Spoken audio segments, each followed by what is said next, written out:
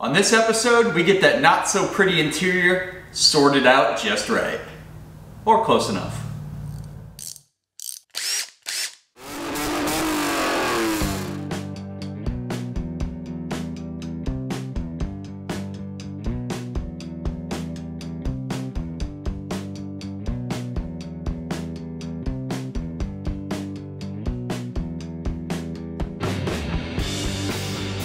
Welcome back to the Auto Obsessive Garage. Chadwick with you again for another installment of Project Turbo Z32. That is our 1990 Nissan 300ZX Twin Turbo. Today, we're gonna take care of that interior. If you guys remember way back, well, actually you don't even need to remember, I'll do a little flashback. But when I got the car, the interior was nice enough. It had been redone at one time with some really good quality materials, black leather, red stitching, which really goes well with the red paint.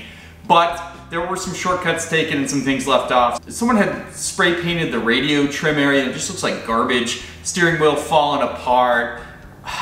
Pretty dirty in there. Shift boots that don't match. So long story short, we're gonna take care of that interior today. Let's go ahead and get in the garage and get a little dirty. But before that, a flashback to how the car looked when I received it. So if we're gonna look around the interior, overall, again, someone has redone this. So black leather in good shape with red stitching, which is kind of cool. Same with the passenger seat, gray cloth in the middle. These are gonna go these red leather boots. Same with the steering wheel, got the red Z, but the steering wheel is completely gone. So we'll be getting that rewrapped. Gotta do that. We do have a repaint of the center cluster. I'll have to find out what color that is originally. I'm assuming it's gonna be a black color, and repaint that with much better quality paint. But overall, interior is pretty good. I don't like this whitish material, so I might just dye that black and go full black out in here. Get some fabric paint and paint that, clean it up, paint it. It just stands out, doesn't really match anything in here. This is something we can work on. All right, guys, it's time to remove this nasty bubbling. Need to be repainted center stack here. We also need to do the shift boot and e-brake boot, so this whole center console's gotta come out. So I'm going to show you guys how to do that. First off, we have to remove this upper section here where the vents are. There are hidden tabs up here you need to pop off with a trim removal tool to access 2 screws. Then this section of trim comes off. As you can see, it's already a little loose. And then there's 2 screws behind that as well. So 4 screws hold this whole section on. For this job, I just recommend a simple trim removal tool. Nice and plastic so you don't break anything. Got to be careful with this old plastic, right? And then a Phillips screwdriver. Let's go ahead and do this. And then you're gonna have a clip on the back of here for your clock. And like so, we have access now to the 2 screws here. There's a screw under this little flap here that you need to remove, Phillips also. And then we can pull up this whole section. Let's go ahead and do that at this time. I believe the shift knob just kind of unscrews. You also have wire connectors back here, of course, for the lighter, all these controls for the suspension and whatnot, so make sure you unclip all of that. Sorry, I totally blocked the view while I put the armrest up, but what you can see now is all the wires are disconnected except for this one I need to pop off, and I got to twist off the shift knob, which is still coming off. Then I'll just lift it all up. And with the shift knob loose, that boot is really holding on to it, but there's the whole unit. All the wiring is undone. We now have access to the parking brake shift boot there. We can replace that easily, and we'll replace the one on the shift boot here too. Also, redoing that plastic center stack area, we'll strip it down, paint it, make it look nice. Do a little cleaning under here too, because it's a little funky. But that's how you do it. Just remove everything, just a few screws really. Not too bad of a job. It does look like a little additional work is needed to get the e-brake boot out. It looks like you're gonna have to remove these screws here to pick up this kind of plastic skeletal frame that kind of holds everything together there. There's also a couple smaller screws right there, and I'm thinking they go through the boot and hold it to there. Those may need to be released also, but definitely these guys down here to get all this up. So let's do that and try to get that off. Like transformers, there's always more than meets the eyes. There are a couple screws right here you need to remove, and if you pick up the carpeting in this little console area, oh hey now, even more screws. Let's get those out of here, and that should be it. And that was it. Now you can slide it over. Boom, like so. And now we've really taken this car all the way apart. But there we go, got the center console off. We can do that boot at this time. It's right here, and just kind of like the same as the shifter boot, where you just kind of install it along those little holes, line everything up with that little plate, and then we'll be good to go. So that's the next thing we're gonna be doing. We'll start off by removing the shift boot here. This is the underside of that center section we removed. It's got some Phillips head screws we need to remove, and then this plate should come off, and the boot is kind of on these separate little pegs here, and the new boot should be done up the same way with the same pattern, so you can simply install it on. So let's hope that all works out. There's the old boot, kind of pretty cool. I mean, sure, back in the day the red was awesome, but you can see it's beyond worn at this time. Really dirty, really nasty. Doesn't match the theme of the car. Our new boot.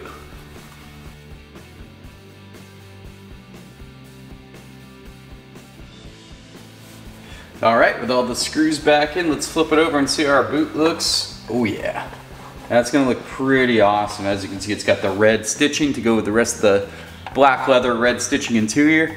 And we'll clean up this a little bit, just a little dirty, not too bad. And this is gonna look fantastic when it's back in the car.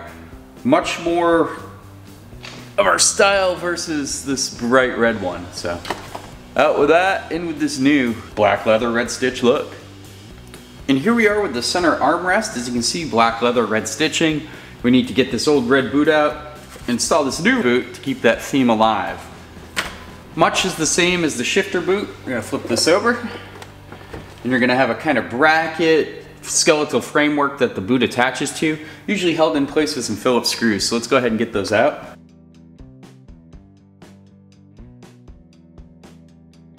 There's actually a hidden screw underneath the fabric here, the way the fabric was folded in, I didn't see, so make sure you get them all. Looks like 3 fasteners.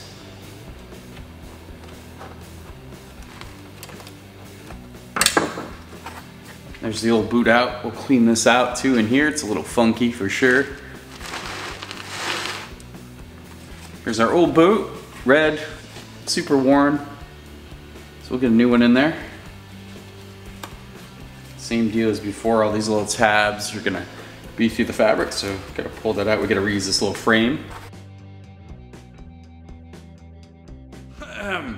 Once we get this bracket bent the way it needs to be, it's kind of a weird shape, but make sure it fits and aligns with all the screw holes and the pegs. We're gonna go ahead and put that e-brake boot onto this bracket.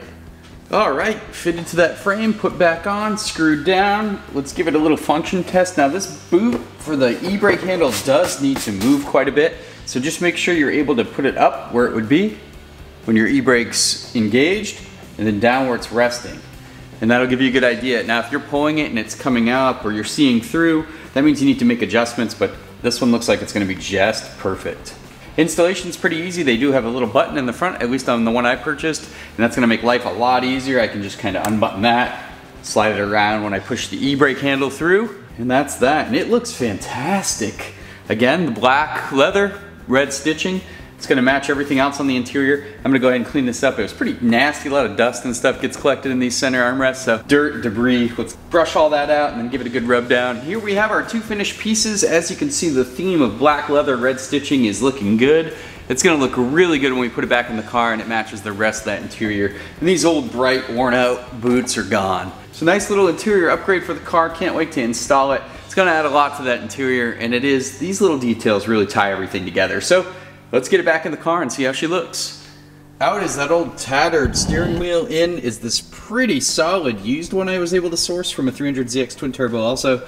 So we'll get that cleaned up a little further. It's a little dirty, but God, it looks so good.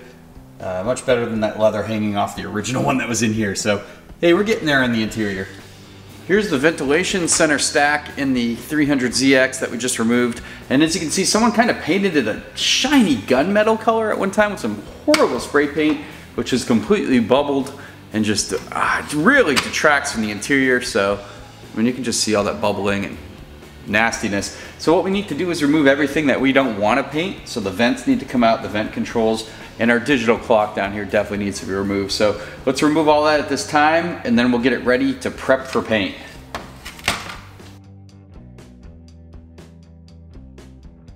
Let's go ahead and remove that digital clock at this time. So Surprise, surprise, 2 Phillips head screws.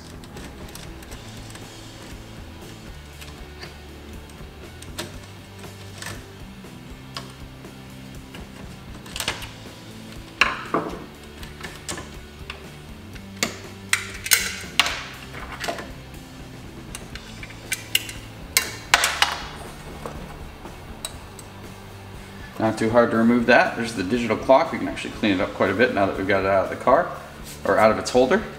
These vents should come out too. Like so. And now we can paint everything. We really have to sand this material down to get this old shiny crap paint off of here. It's pretty nasty, so we'll get it down nice and smooth. Man, just I don't know what they used. We'll use a good primer. We'll use a good paint. Probably gonna go with a satin black, very neutral color for the interior of the car. But let's go ahead and start prepping this up. Right, after a lot of power sanding and hand sanding, I'm pretty happy with how flat the surface is. Getting in all those little nooks and crannies, kind of a pain in the butt. 120 grit is what I used to really knock down all those bubbles and imperfections. So yeah, 120 grit, we're gonna step it up to 240, then to jump to 6 and make it nice and smooth for primer and paint. All right, we've got the trim all sanded down, up to 600 grit, so it's pretty smooth. I'm gonna put a primer coat down. That first spray of primer, that first solid coat will show you if you have any imperfections that you really need to go over with some future sanding. I usually do that, so I'll let it dry and then go ahead and sand it back down in those trouble areas. But hopefully we're good to go. Of course, alcohol prep everything. Whatever you don't alcohol prep, if there's a little oil or residue or leftover paint, that can bubble up. That's probably what happened before. They probably didn't clean it down very well. They probably didn't use primer. It looked like it was just paint. So again, make sure everything's nice and cleaned down with isopropyl alcohol, and then let's hit it with primer.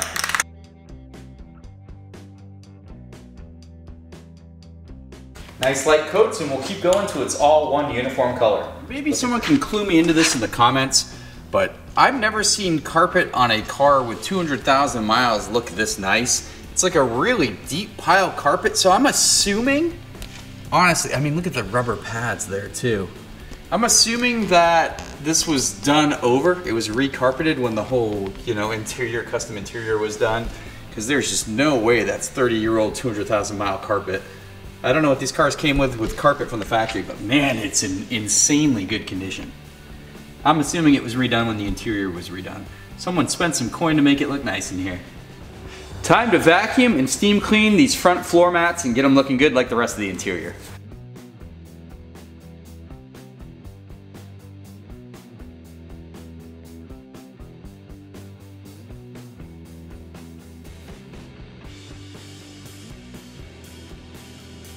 Time to add about 33% more space to our trunk area, or our hatch area here in the Z. This big custom sub speaker here, you can flip it up on its side. Really nice looking, matches the rest of the interior, pretty cool. Just gonna cut that wire, pull the unit out, and then we'll vacuum in the trunk, and we'll have some good space again, because this car does have quite a bit of storage compared to even the later Zs. And this sub is just not doing it for me. So we've got the sub removed from the trunk. We've got the straps out that hold down the T-tops, and it's looking pretty good back here, I'm not gonna lie. A lot of space actually for this kind of a car, especially a Z car. You can see it opens up right to the cabin there. But yeah, looking real good in the trunk area. This is looking nice and clean. Something, remember the gray on the seats? Well, there was a lighter gray fabric right here by the center console area, and it just didn't match anything else. You can see everything else is that black color. As you can see, that matches now too. I used a flat black fabric dye to get it almost the exact color that you see. This is kind of like a felt type material around the car. I think the person replaced those panels with that whiter color, but look how good that looks. It's almost a perfect match. Heck yeah, super happy with how that turned out. Now it's time to get this interior all fitted back together. Gotta put the puzzle back together, so they say. Let's get everything in here. We've got the armrest section installed with the e-brake boot fitted perfectly over the e-brake handle, snapped into place. The black with red stitching matches perfectly with the rest of the interior theme, and it's looking real good. Time to put in the shift boot and center section of this center armrest. Now we've fitted the center section with the new shift boot, which looks fantastic, and again, matches the theme of the black leather red stitching. Starting to come together in here. Final touch will be the ventilation system and radio trim. All right, let's be completely honest for a second. This interior looks completely different than it did before, just by these small changes we did. Look how awesome it's looking in here. Got the carpets all cleaned up, steering wheel looking good, center gauge cluster, radio bezel, all that stuff looking fantastic. Shift boot, e-brake boot, whole interior just looking absolutely great together. Didn't take much, but you know, a little bit of elbow grease here and there, but it is looking real awesome. I guess that's how you transform a 300ZX interior.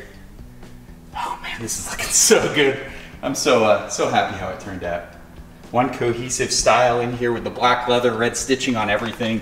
Just looking really great. So, interior complete.